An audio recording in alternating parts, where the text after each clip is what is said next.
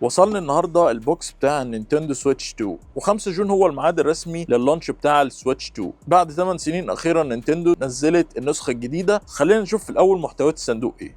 نفتح البوكس من هنا. مبدئيا هنلاقي الجوي كونز طبعا بشكل جديد خالص عن النسخه اللي قبل كده، ده حجم النسخه اللي قبلها، وكمان الانالوج نفسها اكبر. وهتلاقي فيه هنا الهوم، بس هنا في التشات بوتون الجديد، وكمان التريجرز اكيد اتغيرت. وده التابلت نفسه طبعا جاي المره دي بحجم اكبر 7.9 انش، يعني تقريبا 8 انش كامله، وده طبعا تغيير كبير قوي عن النسخه اللي قبل كده. وكمان بيجي بكيك ستاند كده كامل. وبعد كده هنلاقي اكيد المانيوالز وكابل ال HDMI، وكمان الجرابس نفسها اكيد مختلفه عن النسخه اللي قبل كده، لان المره دي هيكونوا بيدعموا الماوس. انا ما بيعجبنيش البوكس الماتيريال بتاعت نينتندو، ولكن اتس اوكي، هي في الاخر بوكس.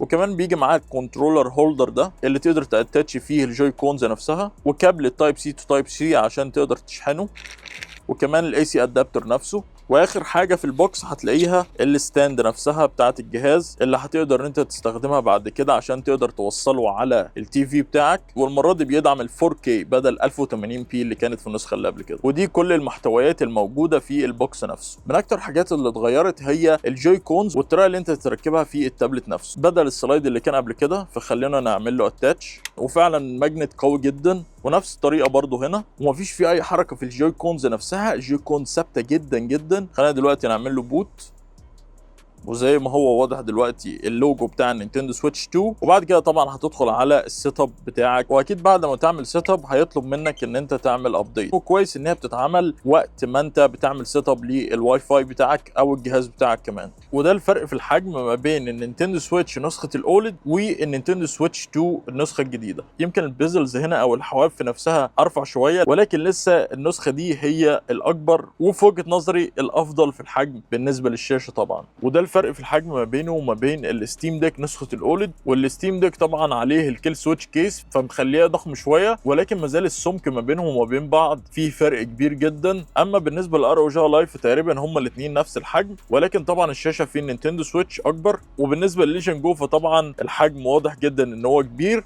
لان الشاشه هنا 8.8 انش، فاكيد اكبر في الحجم، واكيد كمان السمك نفسه. في حته مهمه قوي في الديزاين، انه دلوقتي بقى في 2 تايب سي، واحده فوق هنا وواحده كمان في الاسفل في المكان الطبيعي بتاعه، عشان تقدر تستخدمه في الستاند مود بشكل سهل. فتقدر تركب الشاحن، وكمان تقدر تركب الاكسسوارات بتاعته. واللي اتطور هنا مكان الجيم كارد نفسه، اصبح سهل قوي ان انت تفتحها بالشكل ده كده بسهوله. وكمان بقى سهل دلوقتي ان انت تعمل دي اتاتش للكنترولر نفسه بسهوله جدا. ولكن الحاجه اللي مش طبيعيه ان انت تقدر حتى تعمل له اتاتش بالشكل ده وهيركب معاك وتقدر تستخدمه، ولكن طبعا التحكم بتاعك مش هيكون احسن حاجه. كمان فكره ان هم عملوا الستاند بالشكل ده حاجه ممتازه جدا، وكمان دورابل جدا ومش هيحصل له اي حاجه. كمان حصل ابجريد للسماعات الموجوده هنا، بقت ستيريو، وبقى كمان الصوت فيها 3D، والسماعات كمان بقت اكبر بكتير وصوتها اتحسن. ولكن ما زال التريجرز نفسها ما فيش فيها اي ترافل وكليكي زي ما هي. السوفت وير ما فيش فيه اي اختلاف خالص عن النسخه اللي قبل كده، هو نفس الانترفيس، ما فيش فيه اي اختلاف خالص.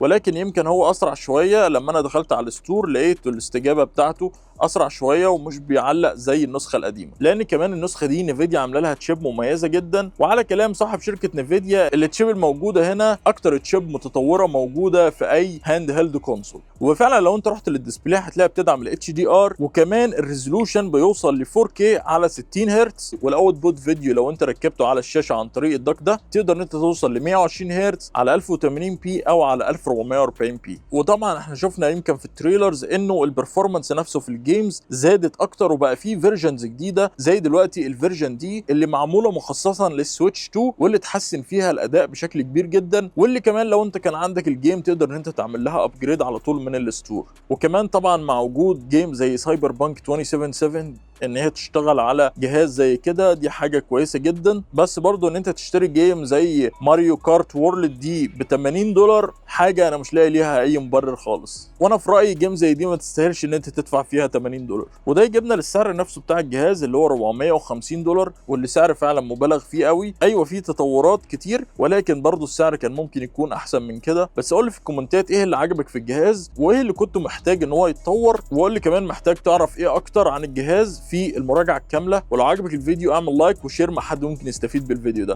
شكرا جدا على المتابعه، واشوفكم في فيديو جديد.